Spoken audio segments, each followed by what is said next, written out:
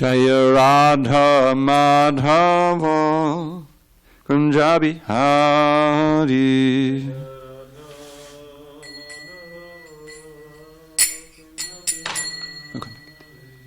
Radha Madhava Kunjabi Hari.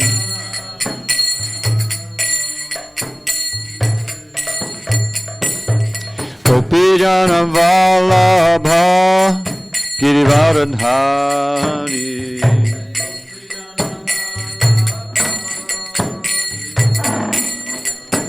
Jaya Gopijana Vallabha Girivardhari.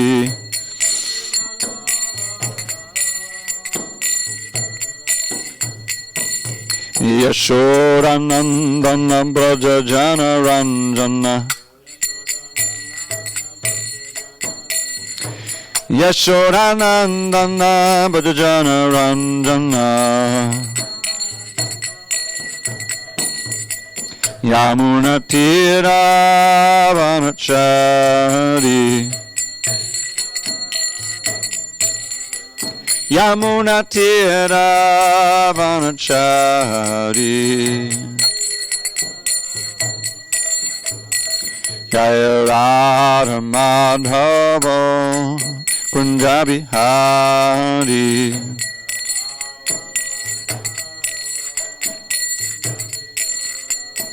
Jaya Radha Madhava Kunjabi Hari.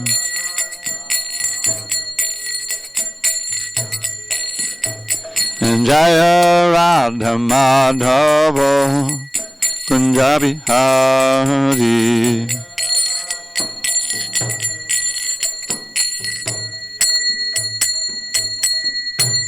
Jai Om Vishnupad Paramahansa Rudikacharya Ashtotar to the Srimad Divine Grace Srila A.C. Bhaktivedanta Swami Prabhupada Ki Jai.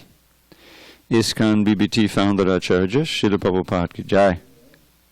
Jai Om Vishnupad Paramahansa Rudikacharya Ashtotar to the Srimad Divine Grace Srila Bhakti Siddhanta Saraswati Thakur Ki Jai. Ananta Koti Vaishnavindra Ki Jai. Namacharya Srila Haridas Thakur Ki Jai. Gruntaraj srimadbhagavatam Ki Jai. Samaveda Bhaktivinoda Ki Jai. All glories to the assembled devotees. All glories to the assembled devotees. All glories to the assembled devotees. All glories to Shri Guru and Gauranga. Mukunda, you know how to turn this up a little bit. Huh? Not the master, no. Damodar, you know how to turn it up. Anyway, it's all the way on the left side. The left. Narayana Namaskritya Narang Chaiva Narottamam. Good. Deving Saraswatim Vyasam Tato Jayamudiriet. Before reciting the Srimad Bhagavatam, which is our very means of conquest, we should offer our respectful obeisances unto Lord Narayan, the Supreme Personality of Godhead, unto Narayan Rishi, the supremest human being, unto Mother Saraswati, the goddess of learning, unto Srila Vyasadeva, the author, and unto Srila Prabhupada, the translator, commentator, and our spiritual master. Nashtaprayesha Badreshu Nityam Bhagavata Sevaya Bhagavatyuttama Shloke Bhakti Bhavati Naishtiki. By regular attendance in classes on Srimad Bhagavatam and by rendering devotional service to the pure devotee, all that is inauspicious within the heart is destroyed almost to nil, and loving devotion to the Supreme Lord, who is glorified in transcendental songs, is established as an irrevocable fact. Om Namo Bhagavate Vasudevaya. Om Namo Bhagavate Vasudevaya. Om Namo Bhagavate Vasudevaya. On this 25th day of March 2020 in SanDiego, we're reading from Srimad Bhagavatam, translation and commentary by His Divine Grace, A.C. Bhaktivedanta Swami Prabhupada. We are in the fourth canto, the creation of the fourth order. Chapter 23, Maharaj Pritu's Going Back Home. Text number 10. Bhagavad Dharminak Sadho Shraddhaya Yatatak Sadha Bhakti Bhagavati Brahman. All right, let's try that again. Bhakti Bhagavati Brahmani Ananya Vishaya Bhavat Bhagavan Dharminak Sadho Shraddhaya Yatatak Sadha Bhakti Bhagavati Brahmani Ananya Vishaya Bhavat Bhagavan Dharminak Sadho Shraddhaya Yatatak Sadha Bhakti Bhagavati Brahmani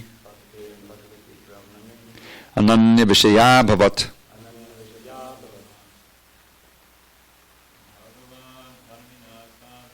Bhagavan Dharminak Sadho Shraddhaya Yatatak Sadha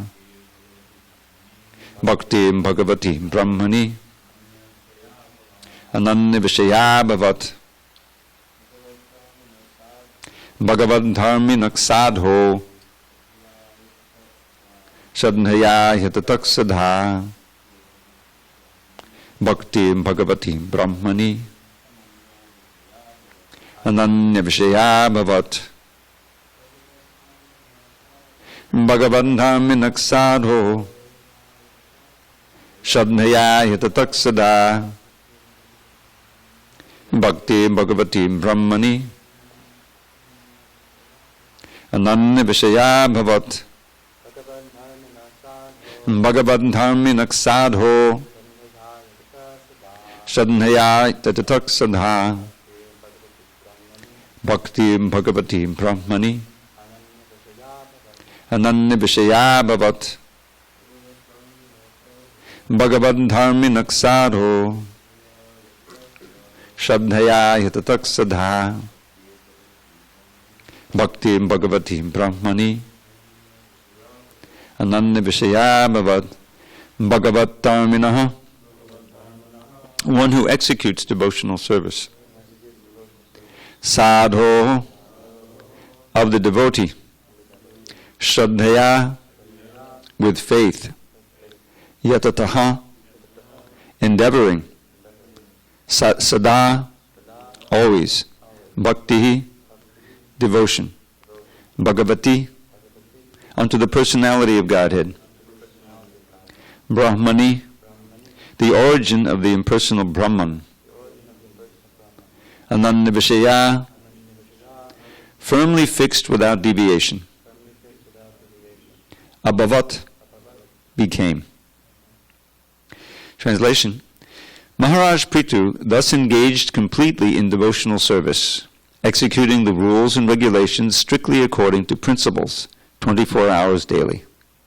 Thus his love and devotion unto the Supreme Personality of Godhead, Krishna, developed and became unflinching and fixed. Purport.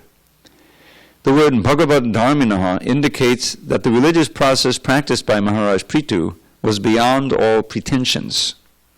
As stated in the beginning of Srimad Bhagavatam 1.1.2, Dharma projatakaitavotra, religious principles which are simply pretentious are actually nothing but cheating. Bhagavad Dharminaha is described by Viraraghava Acharya as Nivritta Dharmina, which indicates that it cannot be contaminated by material aspiration. As described by Srila Rupa Goswami, those who know can chant with me, Anyabhilashita shunyam jnanakarmadhyanavritam anukulyena krishnanu shilanam bhaktaruttama. When one who is not inspired by material desires and is not contaminated by the processes of fruitive activity and empiric speculation fully engages in the favorable service of the Lord, his service is called Bhagavad Dharma, or pure devotional service. In this verse, the word Brahmani does not refer to the impersonal Brahman. Impersonal Brahman is a subordinate feature of the Supreme Personality of Godhead. And since impersonal Brahman worshippers desire to merge into the Brahman effulgence, they cannot be considered followers of Bhagavad Dharma. After being baffled in his material enjoyment, the impersonalist may desire to merge into the existence of the Lord. But a pure devotee of the Lord has no such desire. Therefore, a pure devotee is really Bhagavad Dharmi. It is clear from this verse that Maharaj Prithu was never a worshipper of the impersonal Brahman, but was at all times a pure devotee of the Supreme Personality of Godhead. Bhagavati Brahmani refers to one who is engaged in devotional service to the Personality of Godhead. A devotee's knowledge of the impersonal Brahman is automatically revealed, and he is not interested in merging into the impersonal Brahman. Maharaj Prithu's activities in devotional service enabled him to become fixed and steady in the discharge of devotional activities without having to take recourse to karma, jnana, or yoga. Om jnana timarandasya jnanandana shalakaya chakshu unmidatam mena tasmai shri gurave namaha. I was born in the darkness of ignorance, but my spiritual master Srila Prabhupada opened my eyes with the torchlight of knowledge. I offer my humble obeisances unto him and to all members of Sri Parampara, the disciplic succession. So the success of Maharaj Prithu in his devotional service is being described. Thus his love and devotion unto the Supreme Lord Krishna developed and became unflinching and fixed. This is one of the principles described in the several verses that summarize the teachings of Lord Chaitanya. And this one, some may know, Aradho Bhagavan Vrajeshitanyas Tadhama Vrindavanam Ramya Kachadupasana Vrajavadu Vargenaya Kalpita srimadbhagavatam pramanam amalam prema pumarto mahan Sri Chaitanya Mahaprabhu Madhavadam Tatradanapara. These are the teachings of Lord Chaitanya, and we don't know anything beyond this. It says, first is, one should worship the Supreme Personality of Godhead, Aradho Bhagavan. Then the next question, well, who's that? Vrajeshitanyas. There's so many personalities of Godhead, but we're talking about the son of the king of Braja, Krishna. And one should also regard his Dhamma, Vrindavan, as equally worshipable. Vrindavanam. Vrajeshitanyas Tadhama Vrindavanam. How should one worship? Ramya Kachadupasana Vrajavadu, in the same way that the wives of the cowherd men, the gopis, worship. Ramya Kachadupasana Vargenaya Kalpita. What's the evidence? srimadbhagavatam pramanam amalam. The purest evidence, greatest evidence is Srimad-Bhagavatam. And what's the end result of all this? Prema pumarto mahan. That phrase is often quoted alone. Prema Puma Artha Mahan. The great goal of human life is love for Krishna. These are the teachings of Lord Chaitanya. We don't know anything beyond it. So that's being described here, that he attained this bhakti, devotion. Prabhupada says he became, his love and devotion unto the Supreme Lord Krishna developed, became unflinching and fixed. So remember a few verses before this, we're describing these unbelievable, incredible austerities that he was performing. But Prabhupada makes it very clear that all of them were geared toward this goal of attaining this pure devotional service to Krishna, pure love for Krishna. So, and what are the purpose of all those austerities? Purification. Just as Lord Rishabhdev says. It says, Tapo divyam putaka yena sattvam shudyed. My dear sons, don't waste your life in degrading sense gratification, which even the hogs experience. And he's speaking not only to them, but all the assembled sages and to us also. Human life is meant for something higher. Nayam deho deha bhajang nuloke kashtan kamanari vidbhajang. Na. The whole verse begins with na. Don't do it. Rather, engage in this austerity. Tapo divyam. And it's interesting, the word tapasya means heating. You're burning out. It's just like you're taking some gold ore and you're smelting it, and so you purify it, and it comes out pure gold. So what are you purifying here? Your existence. Should you Tapodivyam putraka yena sattvam shudyet. Sattvam means existence here, your being. Shudyet. Well, what's the advantage of that? Yasmat, from that, brahma saukyam tvanantam. You become eligible, you become able to experience endless transcendental spiritual happiness. It doesn't end. That's the main difference. Sense gratification is very flickering. So what is that highest pleasure? It's dependent on this development of love and affection for Krishna. That's the sum and substance of it. And we see, especially in Chaitanya Lila, it's overflowing from every page of the Chaitanya Charitamrita. I was just reading also Chaitanya Bhagavat, the wonderful description of the meeting, the first meeting of Nityananda and Lord Chaitanya at Nandanacharya's house. And the Chaitanya Bhagavat even has more of this description. And after they met, Nityananda was just looking at Lord Chaitanya. He said, "Oh, this is actually my Lord. This is the Supreme Personality of Godhead." Of course, he's Balaram, but he regards him as his worshipable Lord. And then Lord Chaitanya had one of the devotees chant a verse, I think it was Barahapidam Natavadavapu, about Krishna entering the forest of Vrindavan. And Nityananda went into this uncontrollable ecstasy. He's falling on the ground, nobody can hold him down, tears are flowing, it's just amazing. And then after that, there's some interaction, they begin a kirtan. It's just an amazing description of this highest ecstasy that they're experiencing. The pleasure is just bursting out of their bodies practically. So this is the real goal of the soul. It's the nature of the soul to be full of this happiness, and we've forgotten all about that. And so we're trying to eke out these little drops of happiness here, and that's Maya's trick, to keep us bound to this world, life after life after life. So Maharaj Prithu has shown by his life, by his example here, that it all culminates not in some mystic power, not in even liberation or anything like that, but in love and devotion for Krishna. Became unflinching and fixed. And Prabhupada goes through. Now the word Bhagavad Dharminaha, you remember this word Dharma, Prabhupada quotes from the very beginning of Bhagavatam, second verse, Dharma Prochita Kaitavo. So Dharma is a central theme in the Bhagavatam.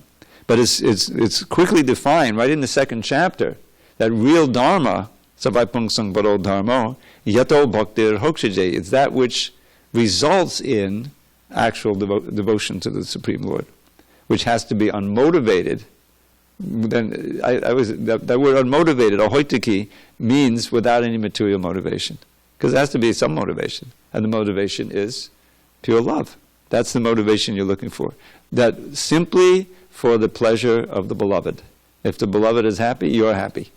That's it. No matter what your situation is or anything like that. That's the actual mood of the pure devotee. So that's what is Bhagavad Dharma means, the real religious process that results in prema. And Prabhupada says the Bhagavatam is very strict. Dharma projata kaitavo tra. Gopi Paranadhana Prabhu did a series of lectures. They were only like 7 minutes long. It was like this whole little thing. And he went through the first couple of chapters, I think, of the Bhagavatam, giving a talk.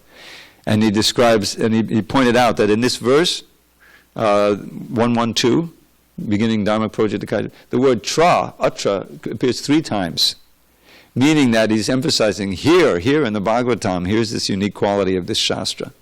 Unlike others, they mix in some of the material things, it's not purely dedicated to the pure Bhagavad Dharma that awakens wholly and solely one's love for the Supreme Personality of Godhead. So, Dharma Projita Kaitava, those are the first words of that verse, that in this Purana, the Srimad Bhagavatam, all of the Kaitava Dharmas, the cheating religions, are kicked out. In other words, when we speak of Dharma, the actual Dharma, the supreme, he says, Paro Dharma, awakens pure love for Krishna. But there are various things that look like Dharma, but aren't. And even you'll find, the Swadharma, your material duties in life. Now, on one side, it's important to organize society in such a way. That's why we have varnashram dharmas, where you know your swadharma, and you act as a Brahman, Kshatriya, Vaishya, Shudra, and so forth. That's important for organization of society. But it also mentions, right in this second chapter, that atak pumbe duja sheshta varna ashrama vibhagasaha svanustitasya dharmasa sangsidhir haritoshanam. That the perfection of all this varna and ashram organization, it really makes sense and it works when the goal of the whole thing is to please Hari or Krishna. When that's lost, it degenerates into the caste system or into what we see today. Because the Varnas are going to be there. There's going to be an intelligent class, there'll be a martial class, those who have charisma can lead men and whatever, those who are good at making money, or farmers, and I think the majority is going to be, manual laborers in any society. But where is that central purpose of it, which is to please Hari? That's been lost. And so it's just a means of conditioning, of keeping us bound here. So since the whole purpose of this literature, namely the Bhagavatam, is to propagate and teach real Dharma, then it's not surprising that periodically we see examples such as Maharaj Prithu, who have achieved this result, that achieved this completely selfless, unmotivated, uninterrupted, and Prabhupada makes the point, 24 hours a day. What's the word here? Sada, 24 hours a day. That means that even in your sleep, you're dreaming of performing various devotional services. Bhadri Narayan Maharaj loves to tell stories of devotees who, they're so into book distribution in their sleep. They're offering, approaching people. It can happen like that. So that's quite a standard, but that's what it takes, the purity to actually go back home, back to Godhead. And then nivritta dharma. In other words, any pure thing in this material world can be adulterated, and will be adulterated, unless we make a great effort to keep it pure. And so that's why he points out Bhagavat Dharma means nivritta dharma, that it cannot be contaminated by material aspiration. Well, bhakti can be contaminated, but what they're describing here is that which is not contaminated. And Prabhupada quotes this famous verse, Anyabhilashita shunyam, devoid, completely devoid of other desires, Anya Abhilashita. Because bhakti can be mixed up, In other words, people are sincerely serving Krishna, but then they have other things going on also. Or there's some, desire for name and fame or whatever. This is explained in the third canto. Is that bhakti that's been mixed up with the mode of passion, mixed up with the mode of ignorance, is described. So this is our standard. This whole movement is really based on this verse, Anyabhilashita shunyam jnana karma janavadam. So devoid of other desires, and he gives categories: jnana, karma, etc. So jnana refers to liberation. By that you have some bhakti going, but really what you want to do is to attain liberation, merge into the absolute. Karma means material desires. You're doing bhakti, you're serving Krishna, but at the same time you're desiring material accumulation. And these are coverings, anavratam. These are contaminants, if you will, that prevent us from experiencing the actual nature of pure devotion. So that's what it isn't. Now here's what it is. Anukulyena. Anukulyena always means favorable. Anukulyasa sankalpa, pratikulyasa varjanam. These are elements of surrender. By accepting that which is favorable and rejecting that which is unfavorable. Those are the first two elements of surrender. So here, favorably, when you see that ending, E-N-A, it's like an instrumental. It means you're doing something by means of this, or this is a characteristic of it. So what are you doing? Krishna anushilanam. You're acting in such a way to please Krishna favorably. Bhakta Uttama. This is defined as pure devotional service. So your intention has to be to please Krishna. It's not just that you're absorbed in thinking of Krishna. Prabhupada always gives the example of Kamsa and other demons who are obsessed with Krishna. But it's not bhakti, because their intention is to kill him or hurt him. So that's where the favorable comes in. So this is the definition. Okay. Bhagavad Dharma. Now, this word, the Brahman, doesn't refer to the impersonal Brahman. It refers to the source of the impersonal Brahman. I checked with the word by words. Brahmani, the origin of the impersonal Brahman. So what's that verse? Near the end of the 14th chapter, in which Krishna says, I am the basis of the impersonal Brahman. How's it go? Yes. Brahmano hi prachistami amandastavya sacha shashvatasya dharmasya sukasaikanti sacha. He also describes Brahman, but this is the line that's most quoted. Brahmano hi pratishta aham. I am the foundation, pratishta, of the impersonal Brahman. Very important verse. It can't come to combat the Mayavadis. Because they say that the Brahman is the basis of Krishna. You know? Another one is in the 7th chapter, near the end. Avyaktam vyaktam manyate mama buddhya. Those who are unintelligent think that the invisible avyakta Brahman has now taken a form, that I have taken a form. They don't know that my actual glories. Param bhavam ajanam mamavyam anuttamam. Avyayam. The word avyayam is the most used in the Bhagavad Gita. You can count it. It means without deterioration, inexhaustible. Prabhupada often can't. Notice the relationship with the word disease.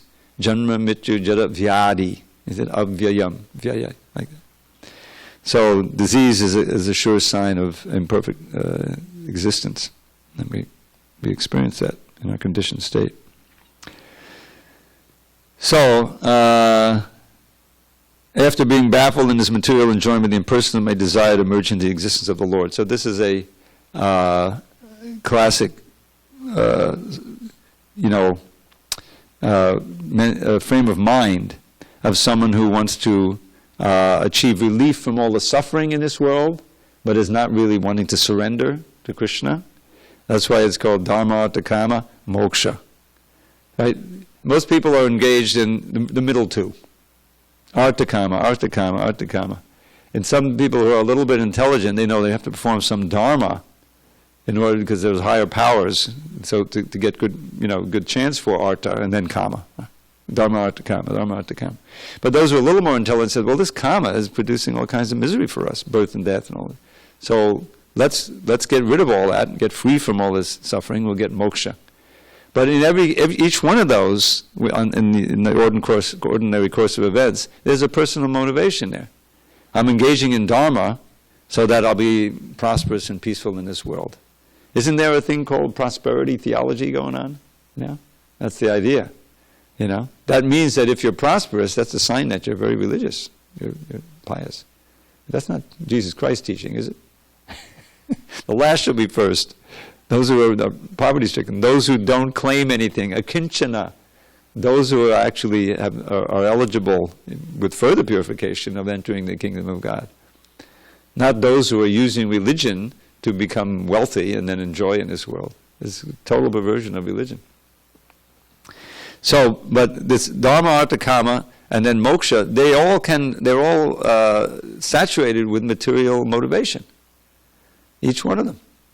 So, moksha is not something that devotees aspire for in and of itself. In the beginning of devotional service, as I've pointed out before, and Prabhupada points out all the time, it's important to understand your condition as a soul entrapped in a body, and therefore suffering birth, old age, disease, and death, and to want to get free of this misery. That provides an initial impetus for studying Bhagavad Gita and practicing devotional service. But as you practice devotional service, if you do it right, the material miseries kind of recede, because you're not engaging in, material activities. And so even though, the bodily condition is still there and so many things, but it's reduced. Your absorption in it is reduced because you're getting a higher taste, you're experiencing transcendence.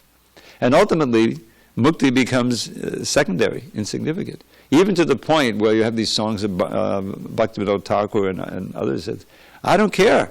Let me be born in 1,000 times here in the material world, as long as I can be born in the house of a devotee, and as long as I can engage in your service. That's what the real devotees are always praying for, because that's the source of their real solace and the peace and happiness and everything else. But it's a process. We have to start from where we're at. And we admit, yes, we're beset by so many miseries, and it would be nice to get peace, right?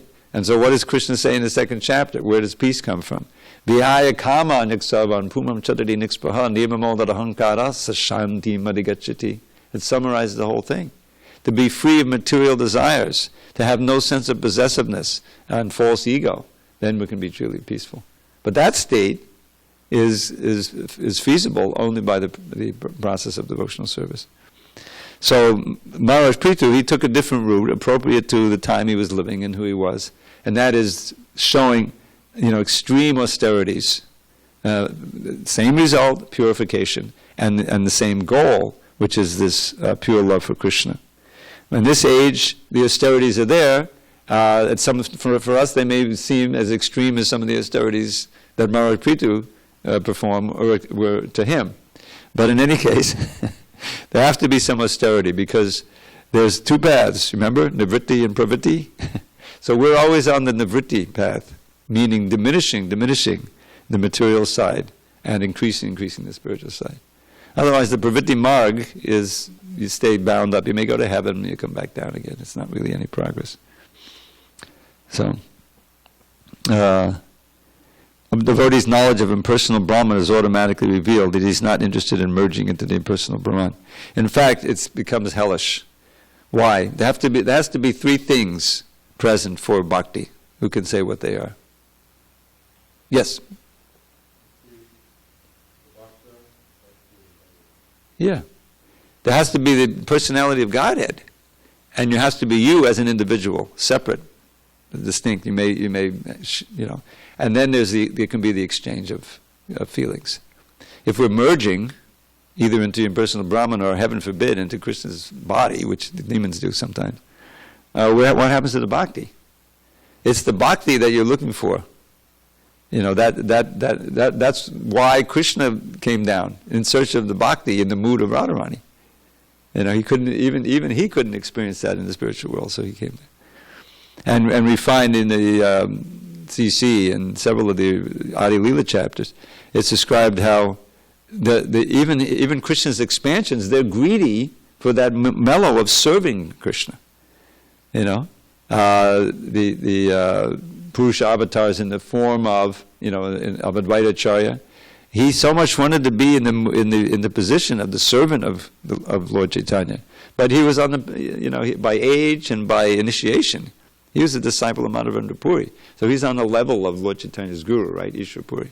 So Lord Chaitanya was showing him reverence and everything, and Advaita was disappointed. He wanted to be, chastised. He wanted to be in the position of a servant.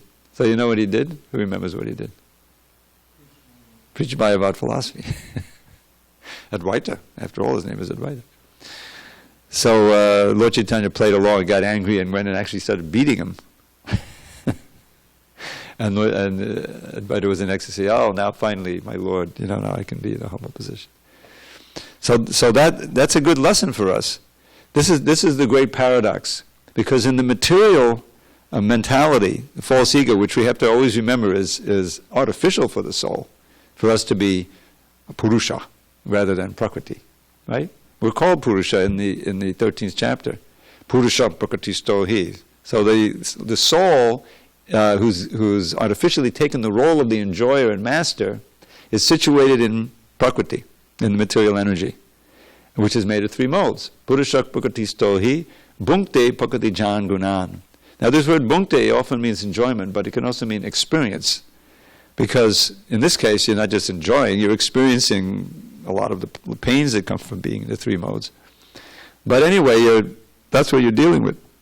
And as you associate karanam gunasangasya with those modes, that determines your destiny. Karanam gunasangasya sadasad yoni janmasu. Whether you get a higher or lower birth, everything is determined by your association. So the lower animals, they don't make a decision, it's just all instinct. But in the human form, we can change how we associate. Sometimes it's very difficult because we've established a certain habit, a certain pattern, an addiction. So it's not so easy to change it. But with the right association of pure souls, we can get the faith to practice those principles of yoga, bhakti yoga, where we'll get the determination and the will to reject that conditioning that we've had and become conditioned and addicted to Krishna. You got to be addicted to something, you know. And, you know the famous conversation with who was this? John Lennon and his wife. Who's the wife? Yoko Ono. So it's in the book Chant to Be Happy. So there's like a picture on the wall of them intoxicated or something. So you know he probably understood what's going on. So these are some addicts you got here. So they wanted to know how can you recognize a real guru? They probably didn't use the word spiritual master. You know that's kind of guru. So Prabhupada's answer in sum was that you find the person who's most addicted to Krishna, you know, and he used that sometimes in the books also, because that addiction simply means a very, very strong desire to engage, to experience something, right? So we know how binding and horrible that can be when it's some horrible, you know, addictive substance in this world. It just degrades the soul and can completely ruin your life. But that same kind of addiction to Krishna, service of Krishna, hearing about Krishna, chanting about Krishna, associated with devotees, that's wholesome. There's no bad side effect. The side effect is you go back to Godhead. So that addiction needs to be cultivated. And the same way you can cultivate bad addictions. Just like there's this thing called Sangha Dosha. Sangha Dosha? There's a nice verse at the beginning of the 15th chapter describing the process of surrender. I think it's fifth verse. He describes the upside down tree, how we're all entangled in it, addicted, you know, to all these things. So how do we get free from that tree? Remember the first thing you have to do? Cut. Asanga shastrena. By the sword of detachment. Well, how do you develop that? You know. So this is by then you have to surrender unto the Supreme Personality of God from whom everything has come since time immemorial. So the next verse describes that process of surrender. Nirmana moha jitasangha dosha adhyatma nitya vinavritta kama dvandvaiva vimukta sukha dukkha sangha gachancha mudha padamam vyayang tat. It's worth reviewing this verse. Begins with humility. It always begins with nirmana moha. Free of the illusion of, and how does that manifest in your, you know, approaching an actual guru and serving and inquiring? So, but there's a jita sangha dosha, conquering over the faults that have come from bad association. In other words, from bad association, it's just like you know you contract, very appropriate, contract a disease. What are they trying to do? Disassociate. Don't associate with anyone else. You know, have a distance, because they might have the disease, and if you get the disease, then you'll suffer. So jita sangha dosha means conquering over the results of bad association that you engage in. So that comes from good association. That same phrase is used in this. Remember this Sadhu Sangashtika? Some of you have been around. I picked it out of the beginning of Kapila Dev's teachings to his mother. So he begins by saying, here's the basic principle we're talking about here.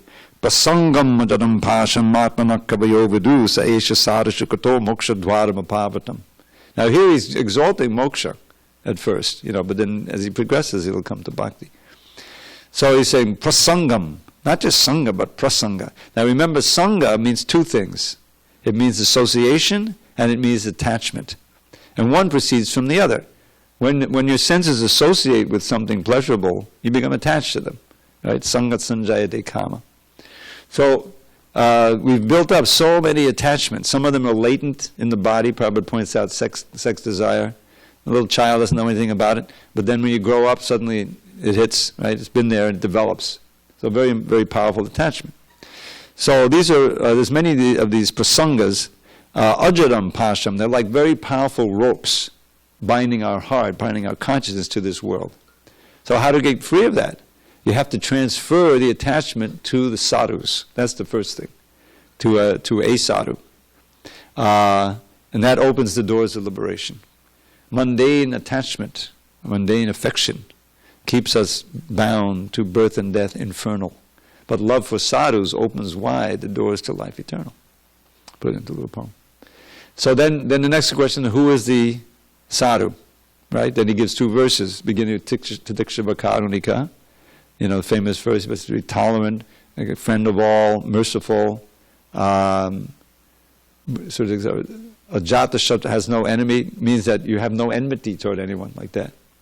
And how does one get that? Mayananyena bhavane bhaktim kurvanti yedridham. We're back to pure devotion here, by practicing the principles of pure devotional service. And then, in that state, one is ready to give up any activity for me. Kapila is speaking, the incarnation of Krishna.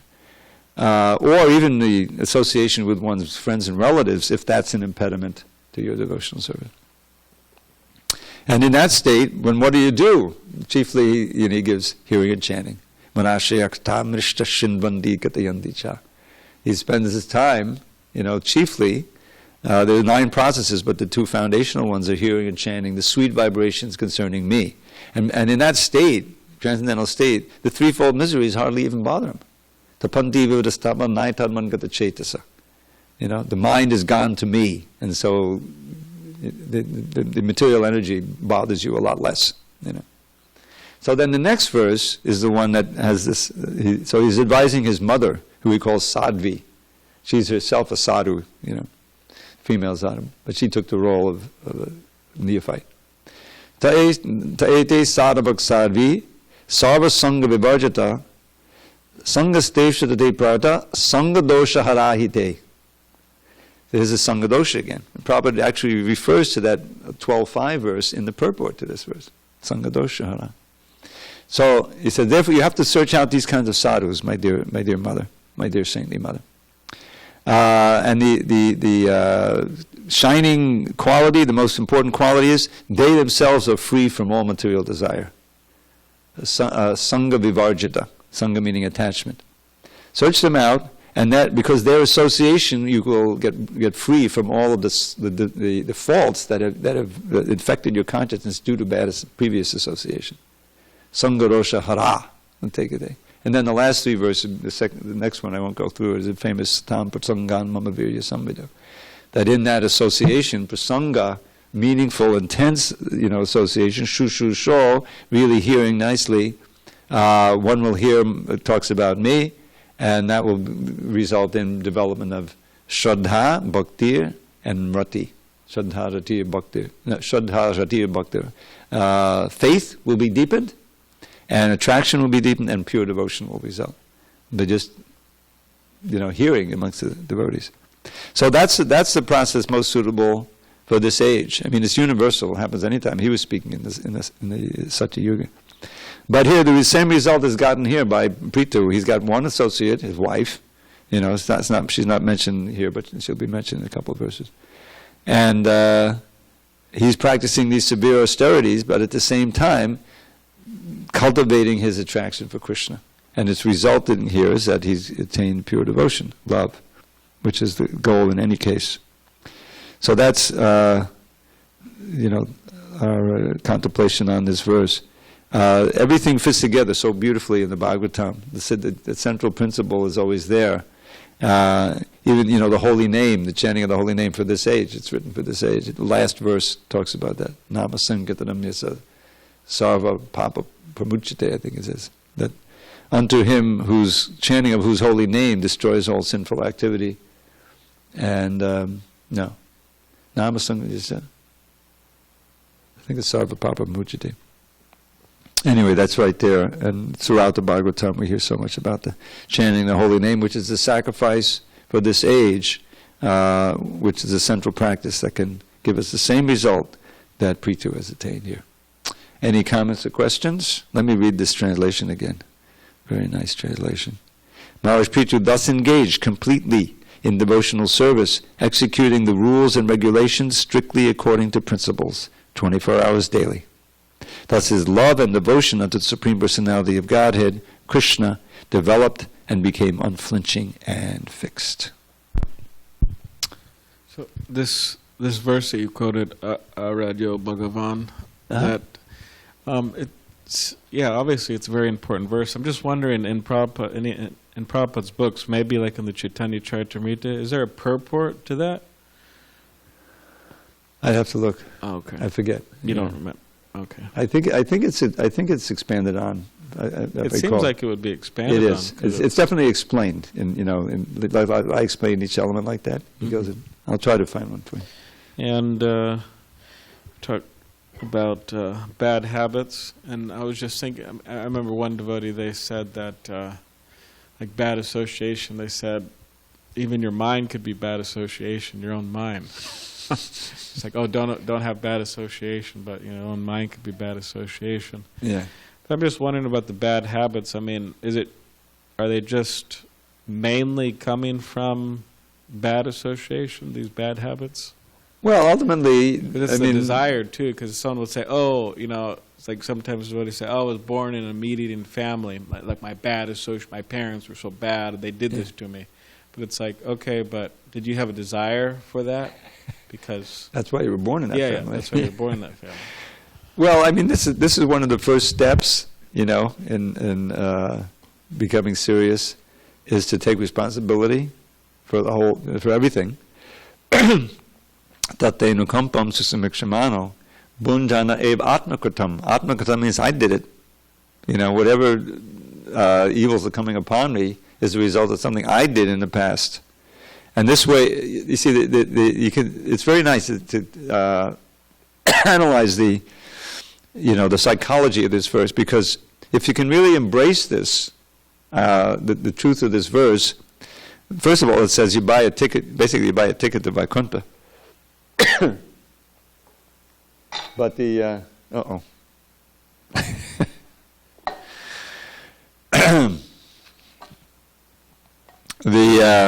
the tendency is, because there's all like a spectrum. It's like here's the devotees and here's the karmis, and there's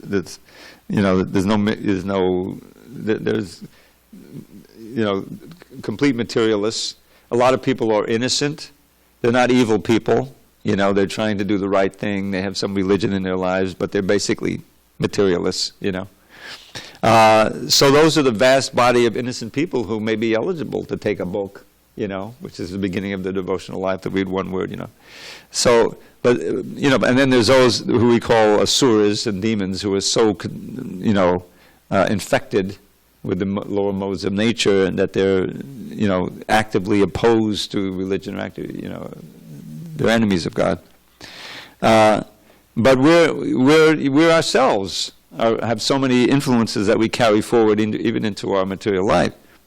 So the actual point is that, okay, once we were in the spiritual world, and now we became envious, and we turned away from Krishna, and now we're here. And it's been a long, long time, and now that long association of material energy has produced so many anarthas and so much sangadosha, So we're carrying that with us in our consciousness. But at the same time, we're devotees who are serious are trying to purify. So we're shedding so many bad habits and so things, I mean, does anyone here really have a desire anymore? I mean, those who used to eat meat, that goes right away. That's one of the quickest things to go. Prabhupada's genius, there's emphasizing so much prasadam distribution and cooking nice prasadam offered to Krishna. So that's an example of how they can all go. Get the higher taste, and all the addictions, the gross and subtle. The subtle ones are even harder, and habits and things. So one thing that the mentality we have to embrace is that I'm the one who decided to leave Krishna, and everything else that's come from that is on me. I can't blame Krishna for it. Because the tendency in the religions, this whole problem of evil thing, the theodicy, that's a big thing. Why would an all-powerful, all-merciful God allow the innocent to suffer? These poor babies are getting killed, and whatever. Where is your God? I remember trying to talk to my brother about Krishna many years ago. The Holocaust, the thing with the Jews killing millions, doing their. For him, that was like an absolute proof that there's no God. Because, but there's so many kids who got killed, children, they just wiped them out. Where is your God? Because the simple idea that we're eternal and we have birth after birth, there's nobody who's innocent. That's the first thing. They may look innocent, but every baby has millions of births, has a history. And so maybe carrying something. Not that we excuse it, it's still horrible, and the person who does those things is himself incurring karma, is going to suffer for millions of births. It's just the Holocaust. That's the Holocaust. But the point is that we all started out pure, and we chose impurity, and we've been in this mess for who knows how many billions and billions of lifetimes. So when bad things happen, we no matter what it is, even the coronavirus, we don't blame Krishna. We say, well, this is a result of our karma.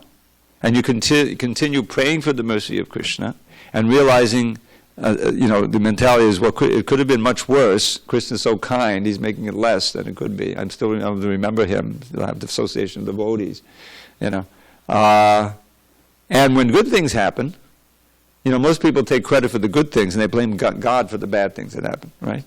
So we're just the opposite.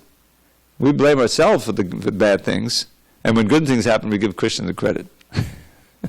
So now, just think about this. This means that in each case, what's life? A series of bad things and good things. Maybe there's a bunch of neutral things, but in both cases, you have this positive attitude toward Krishna, and you continue chanting Krishna. He's so kind. He's minimizing the bad, and he's maximizing the good. Give me a better chance to serve him.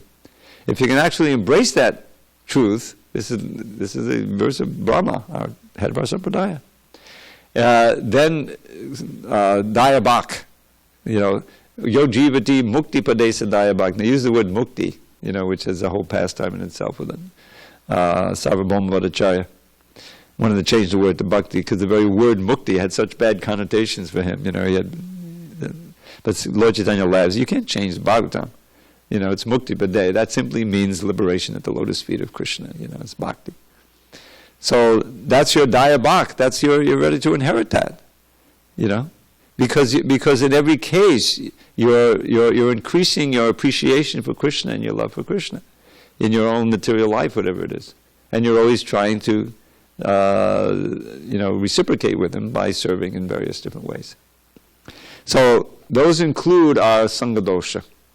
We all have it, and all of them have developed, but our determination is to practice devotional service firmly and always expecting we'll get the mercy of the Lord in the sense that the doshas will be eliminated. As we read right in the second chapter. Srinvatam sakata Krishna punya shavana kirtana kradyantaksto yabadhani biranoti sudatsatam. It goes back to the quality of our hearing and chanting. When we're ardently hearing about Krishna, memorizing, I was going to do something today that I decided not to do, to go over the song we sing, Shri Guru Charana Padma. Not that we're going to change the English recitation, I've already done a little editing there. But really so that when you sing it, you understand. Like one other aspect that doesn't come out in the translation. What is it? Chakudan diloye janme janme prabhu se Dibyagan Ride Prokashito. It's not that he's emanating prema bhakti. That's true, but that's not in the song. What he's doing is he's causing a divine knowledge to manifest in our own hearts. Dibyagan Ride Prokashito. From that divine knowledge, I checked this with Bhakti True Swami, so I know it's right, in the Bengali grammar. From that divine knowledge that he's giving us, prema bhakti develops in us. Dibyagan Ride Prokashito. How's it next line? Chakurdan dilo ye janme janme prabhu se divigyan vide prokashito prema bhakti yaha. Yaha. From that knowledge comes the prema bhakti in us. Avidya vinashayate, in destruction of all ignorance. Avidya vinashayate. Vede gaya, and the Vedas are singing his glories. So that's an important concept that we should want to increase our dibyagan. Hearing and chanting and understanding, memorizing, sharing, because from that dynamic absorption in Dibyagan and sharing it, and prema bhakti will come, which is what we're after. Man. That's the whole point here. So that's lost in our translation. Unfortunately, the translator didn't really know. Bengali grammar so well. That's a quote from Prabhupada. I'm not going to name names. But it's important to know when you're singing the song, at least, what's going on with the meaning. You know. Okay, I have low battery. I better quit. All glories to Srila Prabhupada. Haribo.